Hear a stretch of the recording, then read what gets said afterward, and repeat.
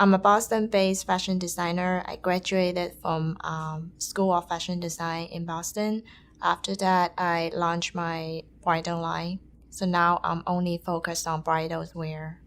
Clients, they couldn't find the bridal dresses in the market, so they come to me and they say, oh, I want a custom made dress, and I can combine all their ideas to make their dream dress. So this dress is inspired by a scientist, and he does the research on human genetic disease. So I use 3D printing to print all the dresses details as human cells, the cell junction, so all the cells texture into the dress design. Don't afraid to try everything.